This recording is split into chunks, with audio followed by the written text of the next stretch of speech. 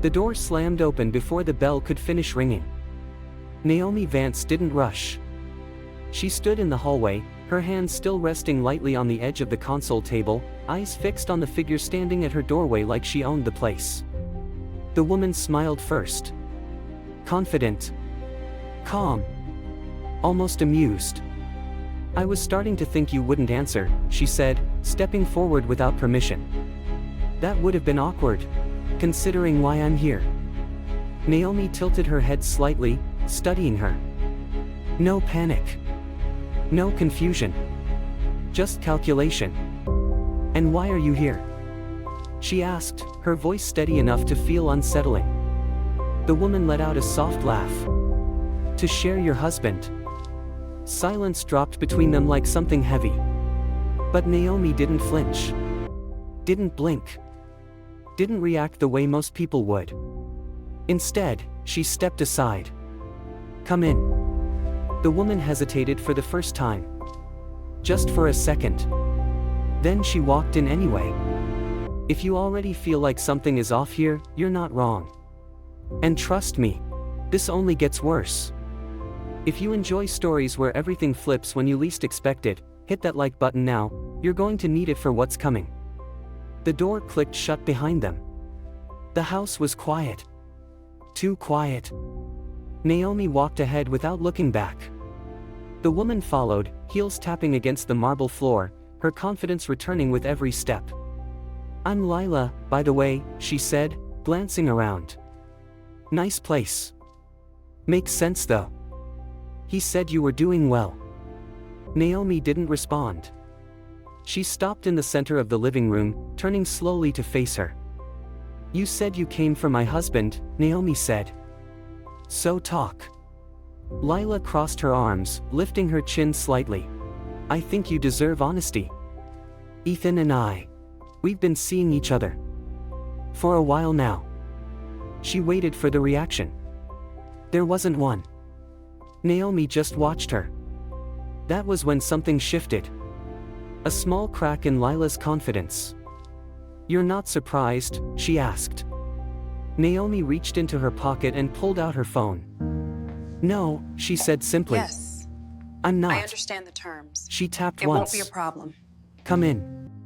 The words were quiet, but they changed everything. Yes. I Lila understand the frowned. terms. It won't "Who be are a you?" problem. The sentence didn't finish. Two men stepped into the room from the hallway behind her. Calm. Controlled. Professional. Lila turned, confusion flashing into alarm. "Wait, what is this?"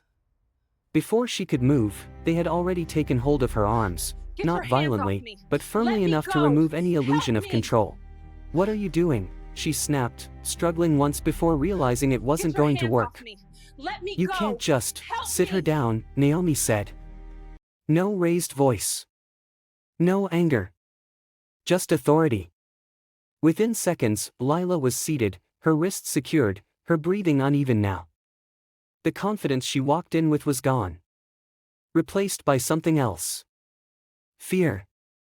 Naomi took a seat across from her. Crossed her legs. Folded her hands. And for a moment, she said nothing. The silence stretched. Heavy. Deliberate. "You came to my house," Naomi finally said. "Now you're going to explain why." Lila swallowed. "This isn't necessary," she said quickly. "I told you already, I'm involved with your husband, that's all." "No," Naomi cut in quietly. "That's not all." Something in her tone made Lila stop. "Because if that's all this was," Naomi continued, leaning forward just slightly, "you wouldn't be here tonight." Another pause. Another silence. Lila's eyes shifted. And that was all Naomi needed. "Start talking," she said. The words were calm. But they landed like a command. Lila exhaled sharply, her composure slipping. "You don't understand," she muttered. This isn't just about him." Naomi didn't move. "Then make me understand." Lila looked away. For a second, it seemed like she might refuse. Then something changed. Fear outweighed pride. There's a plan, she said finally. A whole setup. It's not just about your marriage, it's about your company. Naomi's expression didn't change. But her eyes sharpened. Go on. They're building a case against you, Lila continued, her voice quicker now, like once she started, she couldn't stop. Fake contracts, fake vendors. Transactions that look like money laundering. Everything is designed to point back to you. The room felt colder. Naomi leaned back slowly. And who is they? Lila hesitated. You don't want to know that. Naomi held her gaze. Try me. Lila shook her head once, almost like she regretted everything already. It's someone who knows how these things work. Someone who operates in the gray areas. Naomi didn't blink. A name. Silence. Then, Adrian Cade. The name hung in the air. And for the first time, something flickered behind Naomi's calm exterior. Not surprise. Recognition. If you're starting to see how deep this goes, don't go anywhere. Because the next part, that's where everything changes. And if you haven't subscribed yet, this is your moment, because stories like this don't come around often. Naomi stood up slowly. Walked a few steps away. Then turned back. And my husband? She asked. Lila's voice dropped. He's part of it. The words hit hard. But Naomi didn't break. Didn't react. Didn't even look shocked. Instead, she nodded once. I know. Lila stared at her. What? I know, Naomi repeated. Confusion replaced fear. What do you mean you know? If you knew, why? Because I needed to hear it from you, Naomi said. She walked toward the doorway. Bring him in. A moment later, another figure entered the room. Tall. Composed. Carrying a file. Lila blinked. Who is that? Naomi didn't look back. My lawyer. The man stepped forward, placing the file on the table with quiet precision. Caleb Rhodes, he said. And everything you just said. We already have documented. Lila's breath caught. What? Naomi turned back to face her. 6 weeks ago, I noticed irregularities, she said. Transactions that didn't make sense. Patterns that didn't belong to my system. She stepped closer. So I started watching. The words were calm. Controlled. Terrifying. Every call. Every document. Every move, Naomi continued. Tracked. Caleb opened the file. Pages filled with evidence. Proof. Names. Dates. Everything. Lila's face drained of color. You're saying. This whole time. Naomi met her eyes. I wasn't the one being played. Silence. Heavy. Final. And tonight, Naomi added softly, you walked into the last piece of the puzzle. Lila's voice trembled. Then why am I here?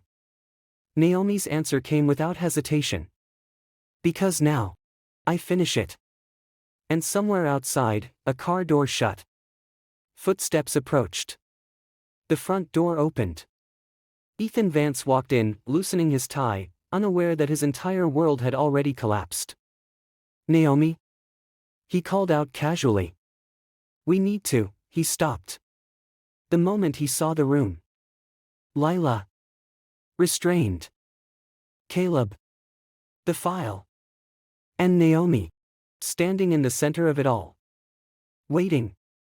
Everything in him froze. And just like that, the real confrontation began.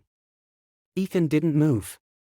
The confidence he walked in with disappeared so fast it was almost visible. His eyes moved from Lila. To the restraints. To the open file on the table. And finally to Naomi. Standing still. Waiting. Watching him. Naomi. He said slowly, forcing a weak smile. What exactly is going on here? No one answered immediately. That silence pressed on him harder than any accusation. Caleb stepped forward first, calm and measured. "You're right on time," he said. Ethan's jaw tightened. "I wasn't talking to you." Naomi finally moved. One step forward. Nothing dramatic. Nothing loud. But it shifted the entire energy in the room.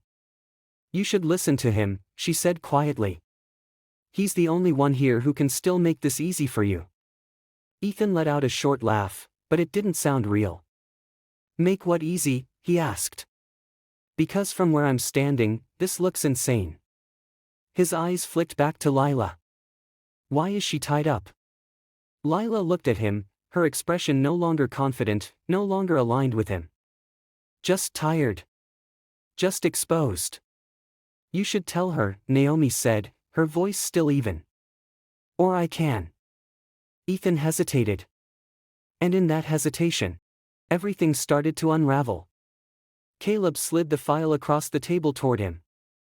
"Go ahead," he said. "Take a look." Ethan didn't touch it at first.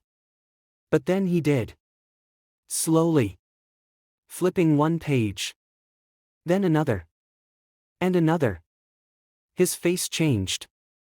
Not instantly, but piece by piece. Like something breaking internally, one crack at a time. "What is this?" he asked, his voice lower now. "You tell me," Naomi replied. He flipped faster now. Names. Transactions. Call logs. Dates that lined up too perfectly. His hand stopped. There it was. His own signature. Copied. Replicated. But tied to something he couldn't explain away. He looked up. "This doesn't prove anything," he said quickly. "This is circumstantial at best." Caleb shook his head slightly. "No," he said. "It's layered. And it's complete." Naomi stepped closer. Close enough that Ethan had no choice but to look at her. "For 6 weeks," she said, "I watched you try to dismantle everything I built." No anger. That was the part that unsettled him the most. No shouting. No accusations. Just facts. "I watched you coordinate with Adrian Cade," she continued. "I watched the documents being created. The complaints being prepared. The timing of everything." Ethan swallowed. "You're reaching," he said. "You don't have, I have enough," Naomi cut in. She didn't raise her voice. But it stopped him. Completely. "I have enough to end your career," she said. "Enough to trigger investigations you won't walk away from. Enough to make sure your name is tied to this permanently." Silence. Heavy. Then she stepped back. Giving him space. Not out of kindness, but control. "You have 2 options," she said. Ethan's eyes narrowed slightly. "What options?" Naomi looked at him like she had already moved past this moment. "Option 1, she said, "you cooperate." She paused. "You sign everything. You hand over every piece of information you have on Adrian. You confirm your involvement." Ethan scoffed weakly. "And option 2?" Naomi didn't hesitate. "Everything goes public." The words landed clean. Sharp. Final. "The evidence," she continued. "The affair. The fraud attempt. All of it." She tilted her head slightly. "And you explain it to everyone else." Ethan looked at Caleb. Then at Lila. Lila didn't help him. Didn't defend him. She looked away. That was when he realized, he was alone. Completely. If you've ever seen someone realize they've lost control in real time, this is it. And trust me, it gets even more intense. If you're still watching, drop a comment right now. Would you fight, or would you fold? Naomi checked the time on her phone. "You have 2 minutes, she said. Ethan let out a breath, pacing once, running a hand through his hair. "This is insane," he muttered. You're blowing this out of proportion. No one responded. The silence again. That same silence that forced the truth to surface. He looked back at the file. At the evidence. At the precision of it. 6 weeks. 6 weeks of her watching him. Tracking him. Letting him think he was winning. The realization hit harder than the evidence itself. You set me up, he said quietly. Naomi shook her head once. No, she said. You set yourself up. That was it. That was the moment something in him broke. Not loudly. Not dramatically. Just. Internally. His shoulders dropped. The fight left his eyes. What do you want me to do? He asked. Naomi didn't smile. Didn't show satisfaction. Start with the truth, she said. Caleb stepped forward, already prepared. Documents slid onto the table. A pen placed beside them. Ethan stared at it for a moment. Then he picked it up. And just like that, he chose. I'll cooperate, he said. Naomi nodded once. No celebration. No relief. Just acknowledgement. Good, she said. The rest moved quickly. Signatures. Statements. Names. Details about Adrian Cade, how he structured everything, how he stayed hidden behind layers of legitimacy. By the time Ethan finished, there was nothing left to protect. Nothing left to hide. Caleb closed the file. That's everything, he said. Naomi turned away. Done. Completely done. Make sure the rest is handled, she told Caleb. It will be, he replied. Ethan stood there for a second longer, like he expected something else. An argument. A breakdown. Anything. But Naomi didn't give him that. She didn't even look at him again. You should go, she said. And that was all. No goodbye. No second chance. Just an ending. He walked out the same door he walked in through, but without the control he once had. Without anything, really. The house went quiet again. Lila shifted in her seat, unsure now. Naomi walked back over to her. And without saying anything, she reached down and loosened the restraints. Lila rubbed her wrists, still processing everything. I didn't know, she said softly. About most of it. I swear. Naomi looked at her. And for the first time, there was something softer in her expression. I know, she said. Lila blinked. You do? Naomi nodded. You were used, she said. That doesn't make you innocent. But it doesn't make you the architect either. Lila exhaled slowly. I don't even know what to do now. Naomi reached for a card on the table and handed it to her. Start there, she said. It's someone who helps people rebuild after situations like this. Lila took it, surprised. Why would you help me? Naomi held her gaze for a moment. Then answered simply, because I can. No anger. No need for revenge. Just control. True control. Weeks passed. Then months. Adrian Cade was arrested quietly, pulled into a case so detailed he had no room to maneuver. The complaints against Naomi's company disappeared as quickly as they had been prepared. Investigations closed.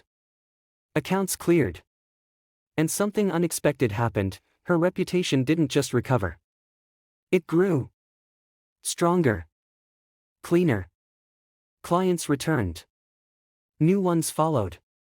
Because nothing builds trust like surviving something designed to destroy you. 6 months later, Naomi stood in her office, looking out over the city. Everything looked the same. But nothing felt the same. She wasn't just running her company anymore. She was protecting it. Understanding it. Owning it in a deeper way.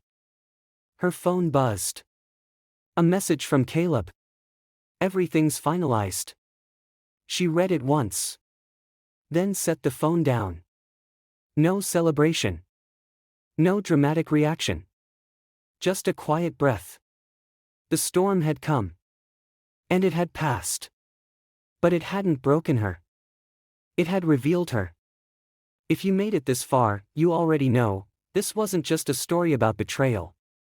It was about control, patience, and knowing exactly when to act. If you enjoy stories like this, hit that subscribe button, drop a like, and tell me in the comments, what would you have done differently? Naomi turned back to the window. Calm. Steady. Untouched by everything that tried to shake her. Because some people don't fear the storm. They prepare for it. And when it comes, they're already standing exactly where they need to be.